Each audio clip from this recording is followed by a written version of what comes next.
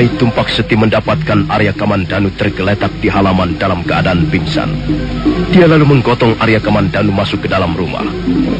Sakawuni datang beberapa saat kemudian. Setelah sadar kembali, Arya Kamandanu menceritakan apa yang telah terjadi. Dia menjadi lemas dan gugup begitu ingat bahwa pedang naga puspanya diambil orang. Nyai Tumpak Seti mengatakan bahwa orang itu adalah Balung Hura bekas suaminya dulu. Mereka bertiga kemudian memutuskan untuk mencari Balung Hura. Kita harus mencarinya sekarang juga. Kita harus segera bisa menemukannya. Bukan suamimu sekarang ini dalam bahaya, Nyai Tumpak Seti. Kalau begitu, kita mencarinya dengan berpencar. Kalian berdua bisa melewati jalan setapak ini.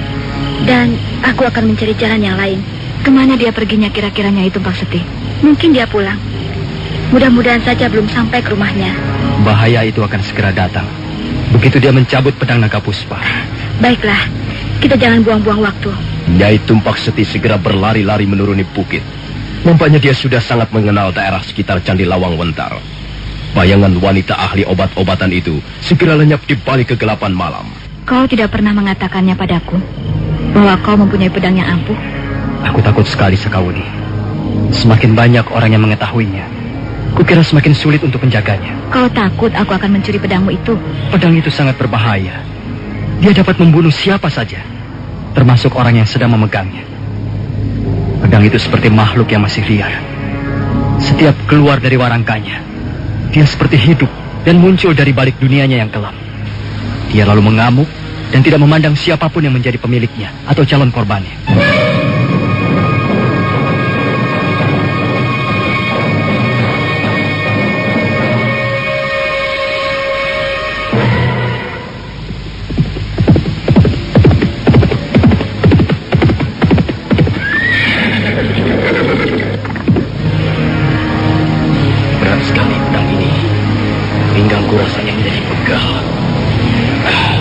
Dan kaki kananku kesemutan.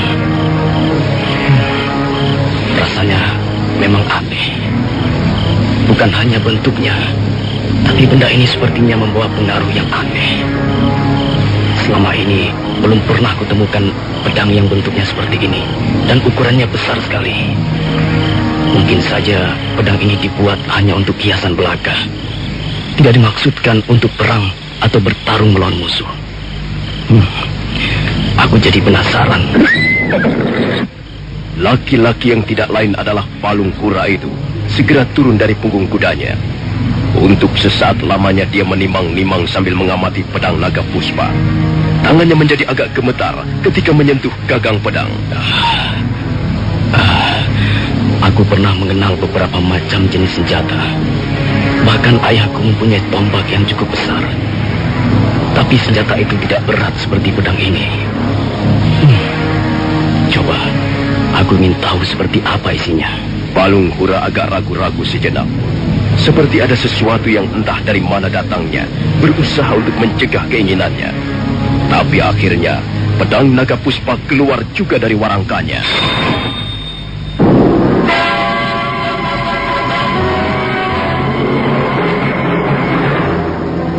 Balung Hura terkejut. Matanya membelalak lebar begitu melihat pedang naga puspa yang sekarang berada dalam genggaman tangannya. Pedang itu mengeluarkan pamor berwarna merah darah. Sebagian wajah Balung Hura ikut menjadi merah. Juga sebagian pakaian yang dikenakannya menjadi merah. Pamor pedang itu benar-benar luar biasa. Pohon-pohon pakis hutan di sekitarnya seperti disiram bara api. Pucuk-pucuknya ikut berwarna merah. Luar biasa pedang ini. Seumur hidup baru aku melihat senjata yang pamornya sangat mengerikan. Jangan-jangan pedang ini milik Raja Setan yang turun dari neraka. Seperti ada sesuatu yang bergerak di dalam pedang ajaib ini. Gerakan itu makin lama makin besar. Benda apakah sebenarnya yang kupegang ini?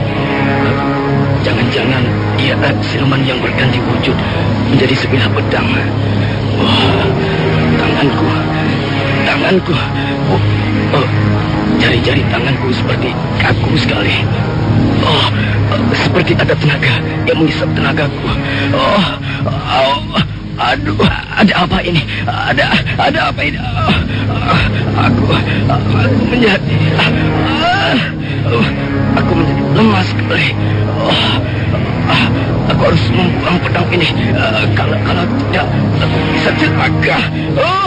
Bagaimana ini? Aku tidak bisa melepaskannya. Pedang ini seperti menggigit dan mengisap jari-jari tanganku. Aduh, bagaimana ini? Tolong! Tolong! Lihat! Lihat!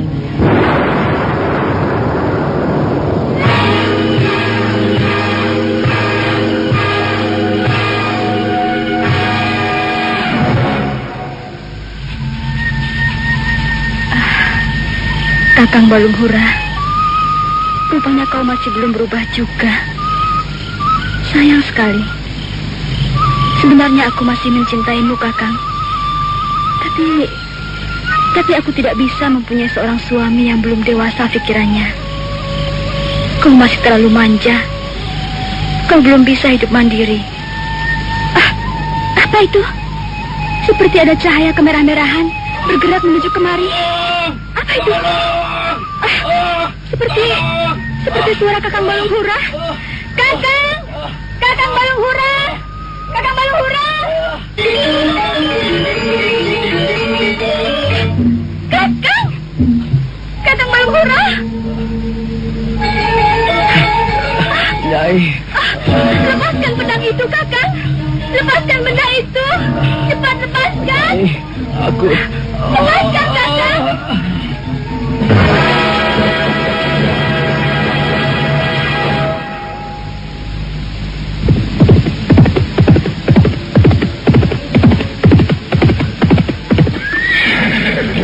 Aku seperti mendengar ada suara orang menjerit di sebelah sana. Iya, aku juga mendengarnya. Kita terus saja, Sakawuni. Baik, tapi kita tidak bisa mengambil jalan pintas. Kita terpaksa melewati jalan setapak ini. Ayo, Kamandano, kau pegang kuat-kuat pinggangku. Hiya! Hiya! Hiya!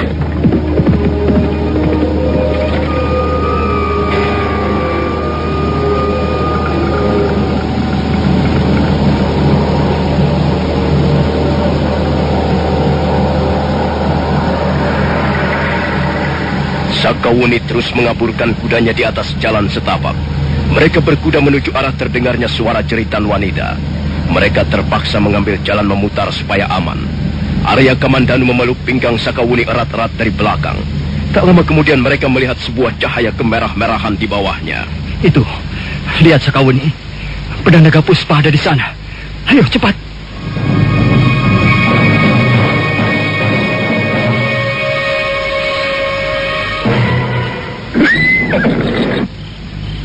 Nyai Tumbak Sedih. Nyai Tumbak Sedih. Lihatlah apa yang terjadi. Tubuhnya hangus. Kakang Balunghura. Iya. Mengerikan sekali. Tubuhnya seperti disambar halilintar. Dia seperti orang kesurupan. Tubuhnya menggigil. Dan matanya seperti mau keluar. Sebelum akhirnya dia roboh di sini. Iya. Rupanya kita datang terlambat. Kakang Balunghura, mengapa harus seperti ini kejadiannya, Kakang? Mengapa kau mencuri pedang itu? Mengapa kau menginginkan benda yang bukan milikmu, Kakang? Sekarang seperti inilah kejadiannya. Sudahlah, Nyai Tumbak Sedih. Kakang, semua sudah terjadi. Lebih baik sekarang ini kita mengurus jenazah Balunghura, bekas suamimu itu. Sakawuni, kamu apa? Aku akan mengambil pedang yang membuat bencana ini. Oh, jangan. Jangan kau sentuh pedang itu. Aku tidak bisa melepaskannya.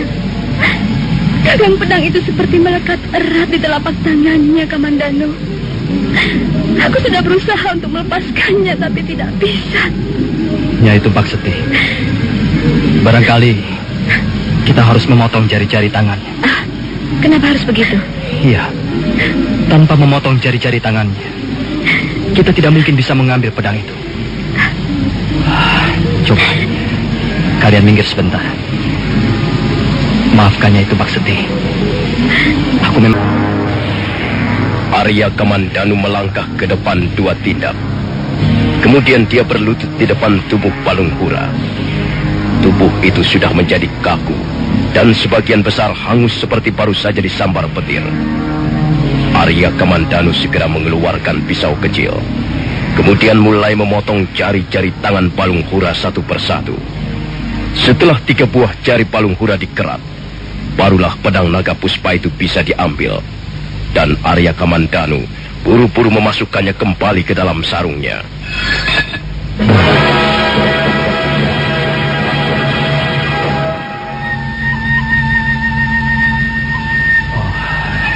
Nah itu Bakseti.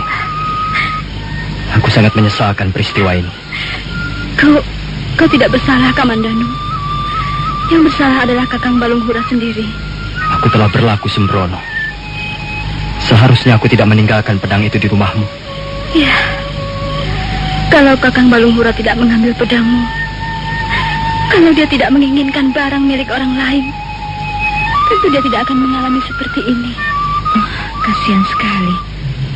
Anak seorang kepala desa harus mengalami kematian seperti ini. Ya, dia telah menjadi korban perbuatan orang tuanya. Kepala desa Kamirahan terkenal sebagai kepala desa yang serakah. Dia seringkali mengambil dengan paksa hak orang lain. Dia suka merampas sawah ataupun ternak warga desanya sendiri. Dia bekerja sama dengan pemerintah Kediri untuk memperoleh kehidupan serba mewah. Dan sekarang anaknya sendiri yang harus menjadi korban.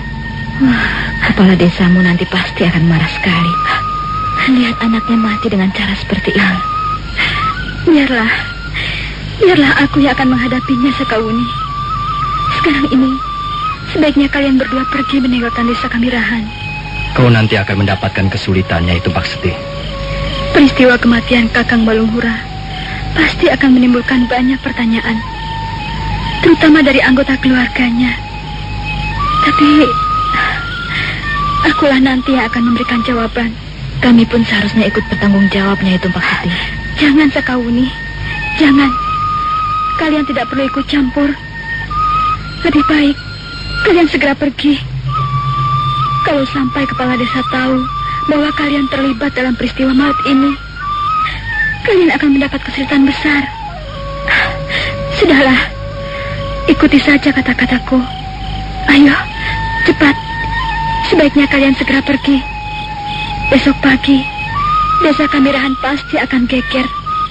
Kalian akan celaka kalau masih berada di tempat ini. Bagaimana, Kamandanu? Kamandanu, soal luka-lukamu itu, aku terpaksa tidak bisa menolongmu. Carilah ahli obat yang lain. Mudah-mudahan kau bisa sembuh.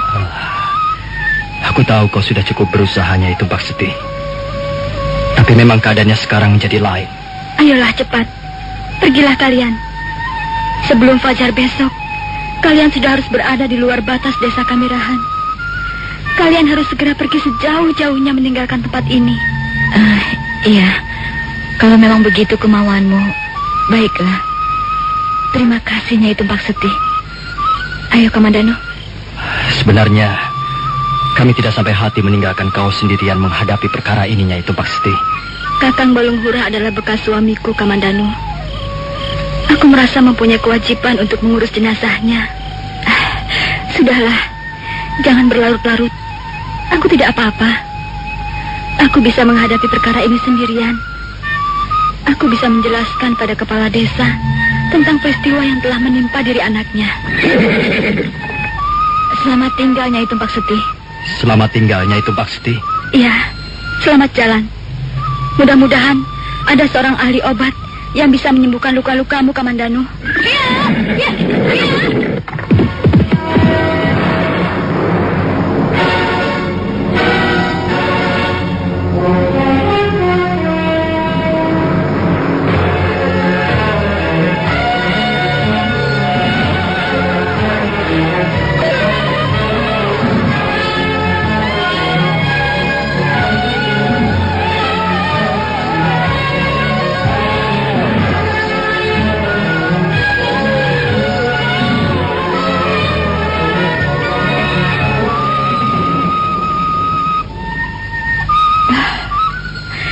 Kakang Balunghura, akhirnya kita harus berpisah untuk selama-lamanya.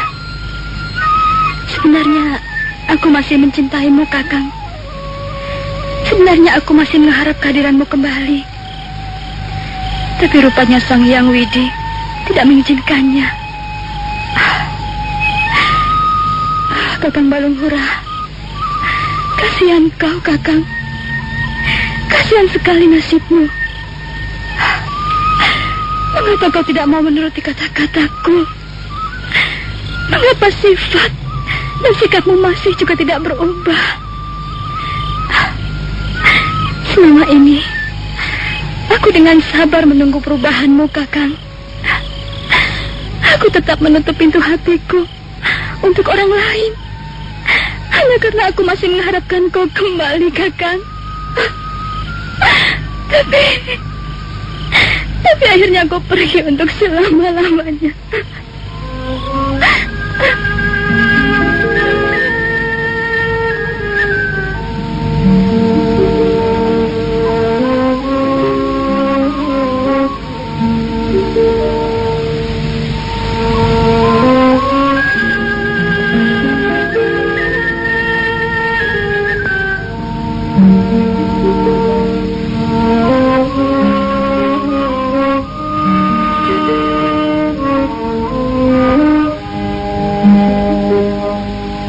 Nyai Tumpak Seti terus meratapi jenazah bekas suaminya. Sementara itu, Sakawuni dan Arya Kamandanu masih berguncang-guncang di atas punggung kuda. Kuda mereka masih terus berlari semakin jauh meninggalkan Candi Lawang Wentar. Mereka mengambil arah ke sebelah timur. Fajar pun segera tiba. Sinar matahari mulai merekah. Cahaya merah meronai wajah langit di sebelah timur. Tiba-tiba Sakawuni menarik tali kekang kudanya.